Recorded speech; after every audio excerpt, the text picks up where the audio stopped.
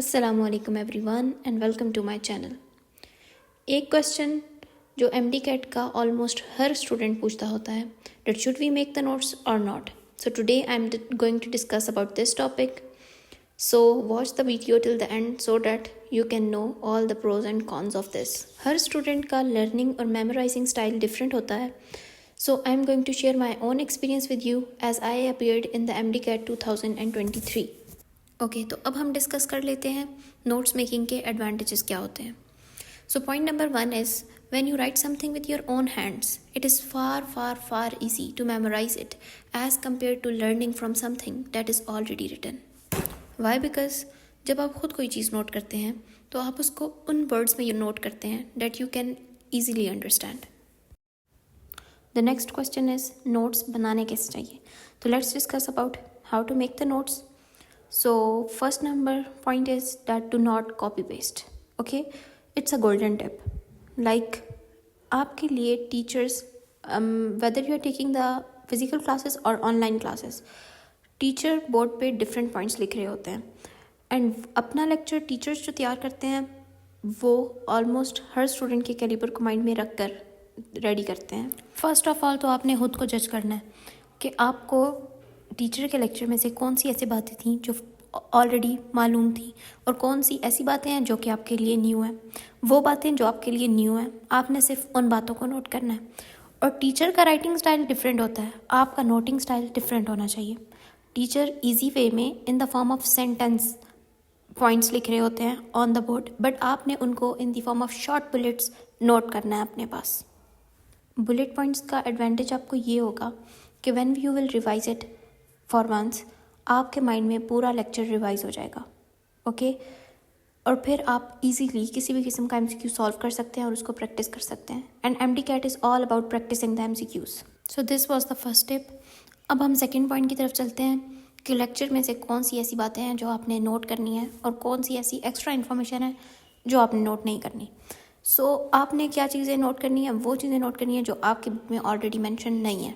Okay, like आप अगर KPK के स्टूडेंट हैं तो कोई ऐसी बात जो टीचर आपको फेडरल के स्टूडेंट्स वाली बताते हैं आपने वो अपने पास नोट कर लेनी है। इसके अलावा आपका नोटिंग स्टाइल इस तरह का होना चाहिए कि आपको इजीली चीज़ समझ में आए in the form of conceptual charts. Conceptual charts are actually the flow charts. आपने फ्लो चार्ट्स की सूरत में अपने पास चीज़ें नोट करनी है।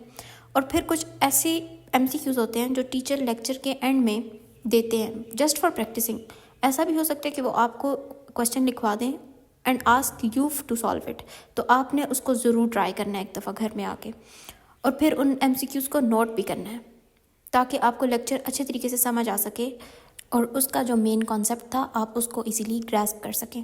लेक्चर नोट करते वक्त सबसे पहले आपने मेन टॉपिक की डेफिनेशन लिखनी है, फिर उसके रिलेटेड जो एक्स्ट्रा एग्जांपल्स टीचर ने लिखवाई होंगी आपने उनको नोट कर लेना है, फिर उसकी डेट्स, साइंटिस्ट के नेम्स या कोई भी इस तरह की extra information that you think at its extra आपने उसको नोट कर लेना है।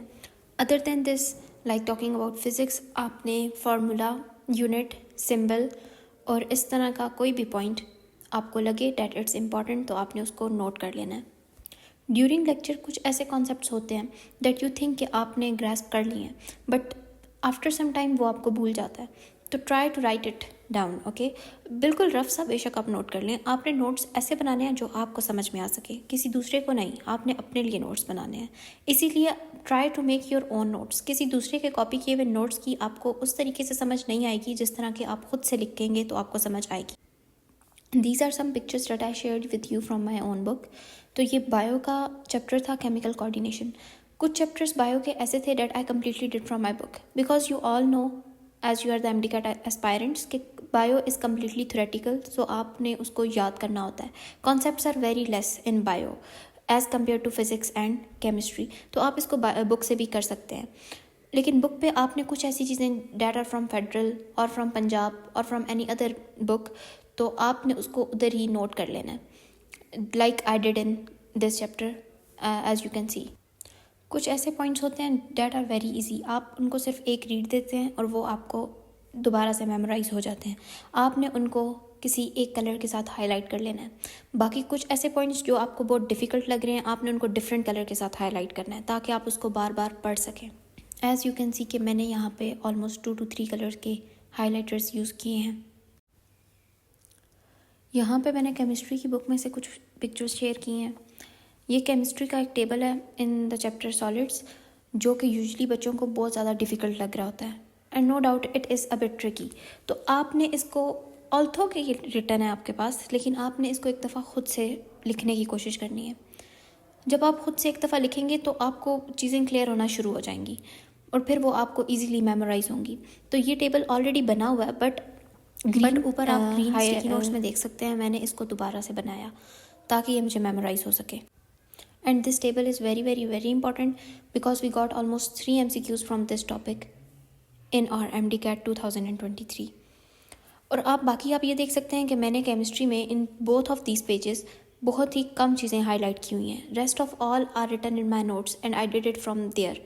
And after completing my revision from the notes, I came to the book and I just revised these few points and these tables that are already mentioned over here. आप इन्हीं points को अपने notes में भी उधर add कर सकते हैं and it's completely and totally up to you. जैसे आपको इजी लगे आप उस तरीके से अपने नोट्स को ऑल्टर कर सकते हैं। These pictures are from my own notes that I used to make during my MDCAT days. तो इन पे भी आप देख सकते हैं कुछ पॉइंट्स हाईलाइट हुए हैं। इनको हाईलाइट करने का मकसद ये है कि मैं इनको ज़रा गौर से देखूं during my revision, because you know कि MDCAT में आपको मल्टीपल रिवीजन्स देनी होती हैं। एटलीस्ट आपको 4 to 5 टाइम्स अपने फुल कोर्स को रिवाइज करना पड़ता है ताकि आपको वो पॉइंट्स जहन में रहें, बिकॉज कोर्स इतना होता है कि आपके माइंड में से कुछ ना कुछ स्किप भी हो सकता है। तो ये मैंने हाईलाइट इसलिए किया ताकि मैं इनको गौर से देखूं, because they are not just the points, they are actually the MCQ points. Okay, so MCQ solve करते वक्त वो MCQs जो रॉन्ग होंगे आपसे, आपने उन MCQs को ऐसे नहीं छोड़ना। Just note it down on your own notes, okay, ताकि आप उनको मल्टीपल टाइम्स रिवाइज कर सकें, आप उनके कॉन्सेप्ट्स को देख सकें और ये देखें कि आपने ऐसी क्या मिस्टेक की थी कि आपसे वो MCQ रॉन्ग हुआ, so that you can not repeat it again. So guys, this was all from my side. I hope you like the video. Please don't forget to like and share, and don't forget to subscribe my channel as well. Stay connected with me as I am going to bring a lot of more guidance videos for you so that you can crack your MDCAT 2024.